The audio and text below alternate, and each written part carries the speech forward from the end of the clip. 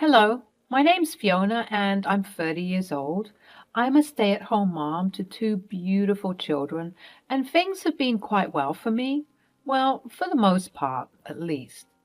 Lately, things haven't been going too great between my husband and me, as we got into a nasty argument some months ago, and unfortunately, this is all to do with his mother. Ladies, I'm sure you'll agree with me that our mother-in-laws oftentimes have a hold over their little boys' hearts, which is expected, but sometimes it can get excessive. I can say that I ended up marrying the mama's boy, and sometimes I regret it just because of how troublesome it can be to get through to my husband at times. The argument went like this. Fiona, come here. Yes, I'm coming. What is it? I have something to tell you. Please sit down. Is everything okay? Yes, everything's fine. I just wanted to tell you that we need to cut back on certain household costs. Oh, is everything okay at work? No, everything is fine. Don't get any wrong ideas. I've just decided to add a new expense that is important, meaning that other areas of our lives have to be readjusted to accommodate this new expense. Okay, what is the new expense? He took a deep breath. I think he knew that I wouldn't like his answer. I'm going to be sending Mom some money every month. It's not going to be a lot, but she's getting older and she needs an allowance. I was hesitant and confused. It didn't make sense to me to give allowance to a woman who was already swimming in money. Rita, my mother-in-law, had a small business that was doing very well, and considering she was a widow and all of her children moved out of her house, she didn't need any more money to add on top.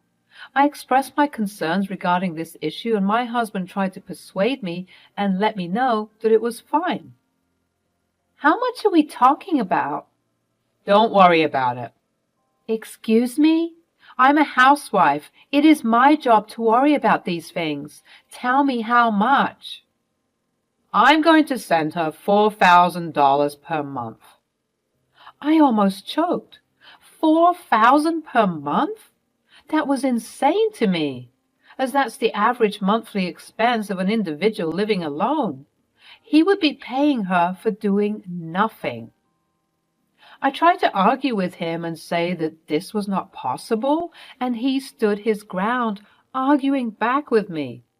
Let's just say that we ended up sleeping in separate beds that night. That's how nasty the argument was. It should be noted that we are a well-to-do family, but I try my best to be money savvy so that we don't end up squandering the expenses aimlessly. Paying someone $4,000 per month for no particular reason other than that's my mommy and I love her equals $48,000 per year.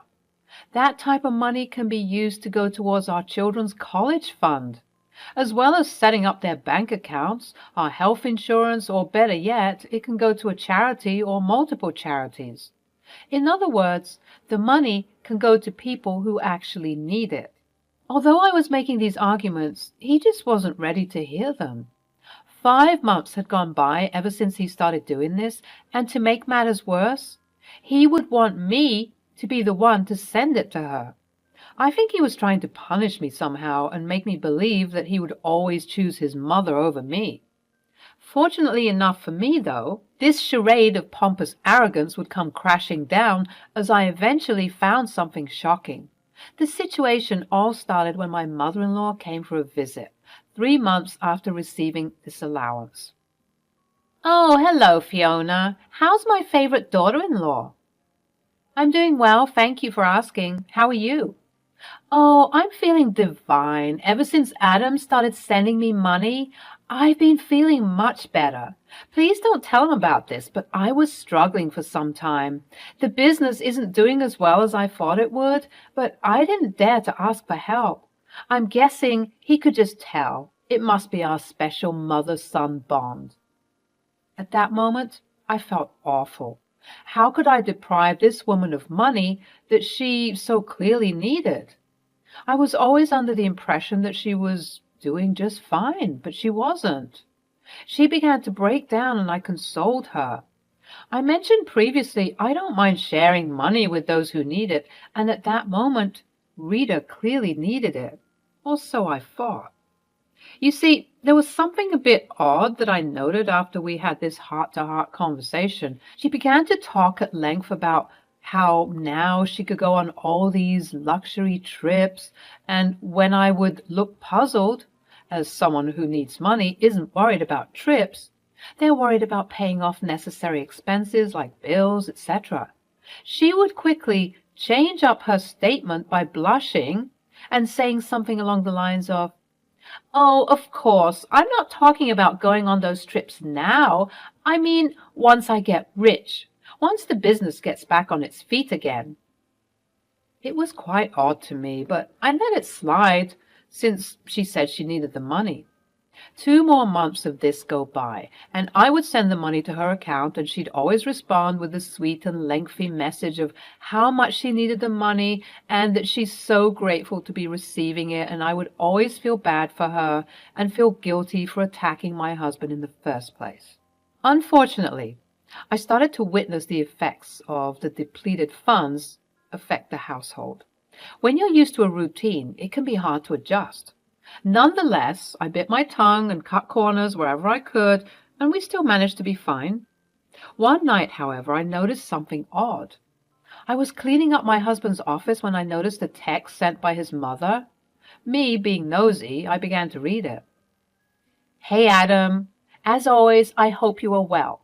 Please, if possible, could you increase the monthly allowance for me, as I would like to enjoy some additional luxuries." I was shocked. How could she ask for more money when the money she's already receiving is more than the average monthly expense of a single person living in America? As I mentioned before, she's a widow, and she lives alone. She's also healthy and very capable for a 65-year-old woman, so why exactly did she need more money?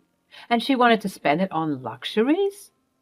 My sympathy for her was slowly starting to drain, and my curiosity got the better of me as I began to search for some answers. I was typing on my husband's computer, ignoring the email that was sent from the mother as to not raise suspicions, and I began digging into the family funds. Alas, my search ended up being fruitless, as there was no information that I could gather to suggest that there had been some foul play in this whole situation. So I came up with a plan. "Hello, Fiona. How are you doing? Is everything okay? Why are you calling so late?" "Hello, Rita. Everything is fine on this side. I hope the same for you." "Oh, yes. Slowly but surely I'm managing, although I'm not managing well, if I'm being honest. Life has been so hard recently. Sometimes I can't even afford basic toiletries. I'm so grateful for my son who's giving me money."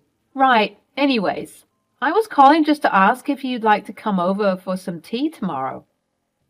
"Oh, tea would be lovely.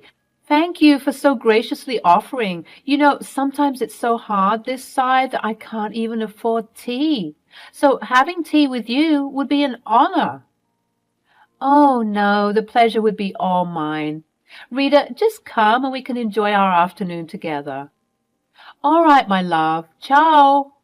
Bye." And with that, I hung up the phone, getting ready for my plan. The next day, Rita arrived and we had a splendid time. As the afternoon tea session was winding down and we were chatting about trivial things, she eventually needed to go to the bathroom. Great. This was my chance to do some digging. As she left to go and relieve herself, I began digging. I went through her purse to find her phone. Luckily, the phone was unlocked. I then opened her banking app and began digging for what I needed to find. I just needed to see just how bad her situation truly was. As always, a woman's intuition is rarely wrong, and I found some shocking news. With my suspicions and hunches, I knew that she was hiding something, but nothing could have prepared me for the amount of money that I saw she had in her bank account. As of 6 months ago, Rita had over $1,600,000 in her bank account. I was speechless. I had to exit the app and relaunch it just to make sure that it wasn't a glitch or something, and sure enough, she had all that money in her bank account. I was so confused, but to add to my confusion, on her phone was a text message. I recognized the message as it came from one of her employees from her business. The text message read, "Hello, Rita. Please find attached the financial breakdown of last month's earnings. Just to let you know, it looks like we've made a big profit for the 4th month in a row. You're a great businesswoman. I look forward to hearing your feedback." Naturally, I opened up the attached document to see even more money that was being flooded before my very eyes. It showed that there was a monthly profit of $8,400 for a small business that was truly a wonder to behold.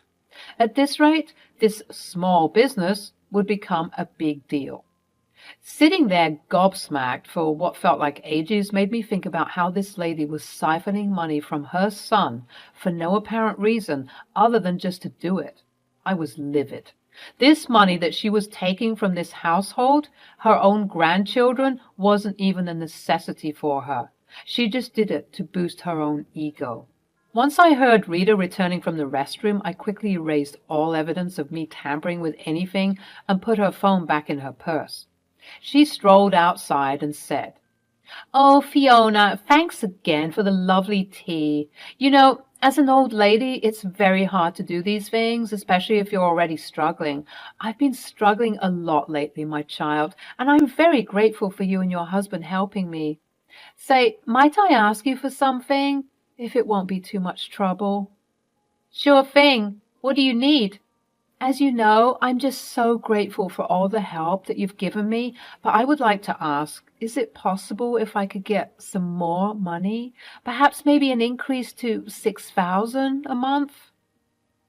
Let me tell you, it took every fiber of my being to not scream at the top of my head and berate this woman for all the nonsense she was trying to put me through.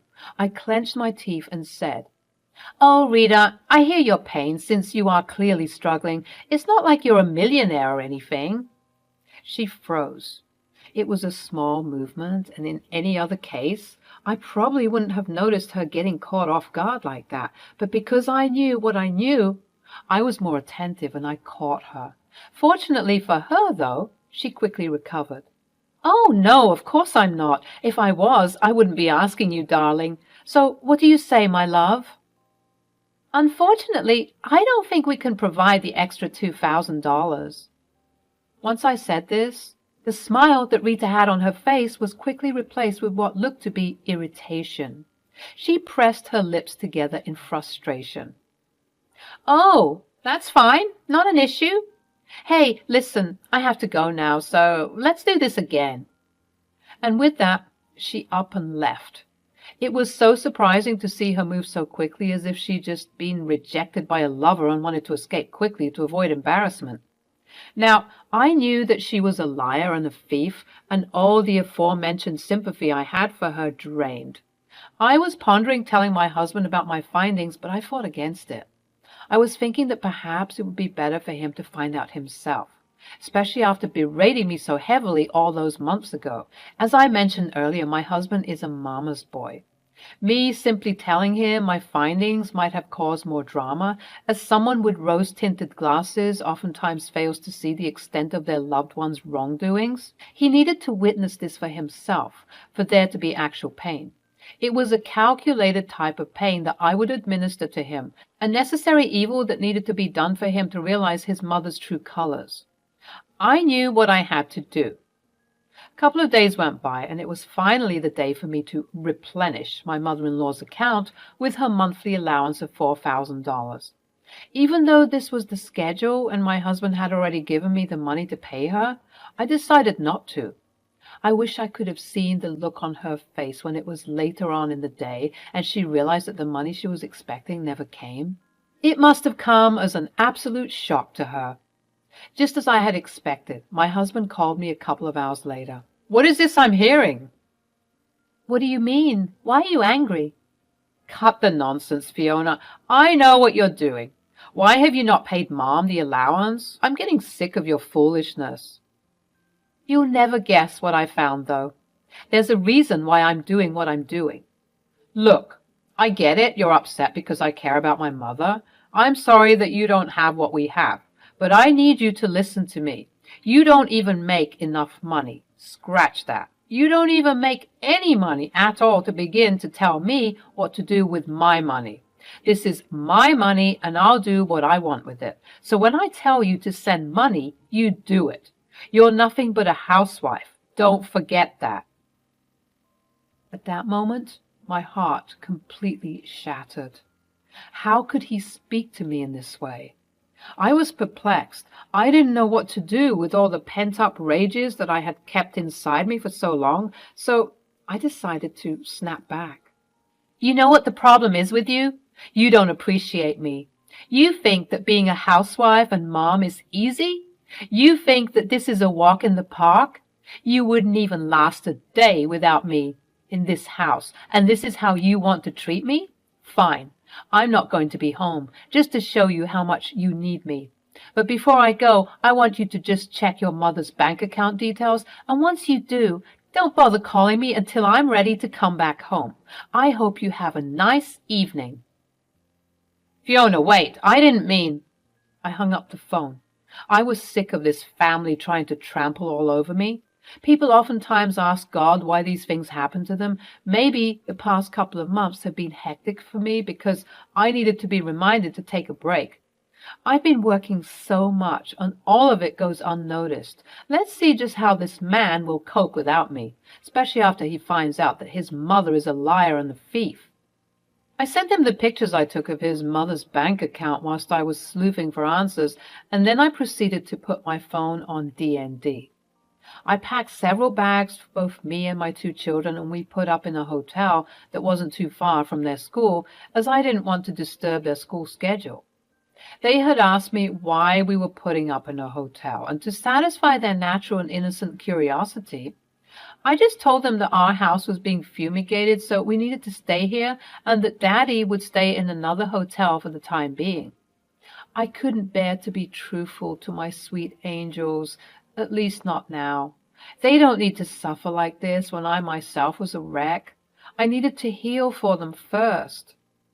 Even though my phone was on D&D, I could see the incoming messages flooding my inbox. It was coming from both my mother-in-law and my husband. The messages grew and grew as the night went on, but I was just so exhausted from everything that I decided to just spend the rest of my night relaxing and playing with my children. I would deal with the drama in the morning. Morning time arrived, and I was awoken by a phone call. Hello, Miss Fiona? Yes? Yes, there is someone here named Adam who would like to meet you. As per our company's guidelines, we need to confirm if you two do indeed know each other to prevent any issues from arising. Sure, I understand. Yes, I do know this man. He's my husband. You can inform him of my room. Adam had come to my door, and I opened it.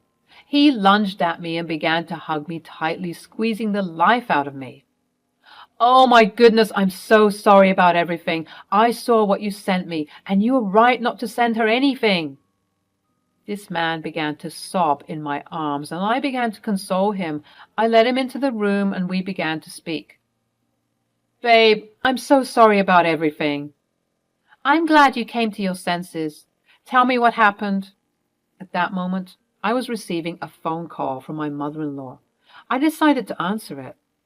Hell, you! How dare you go through my personal information like that? I could sue you, you know.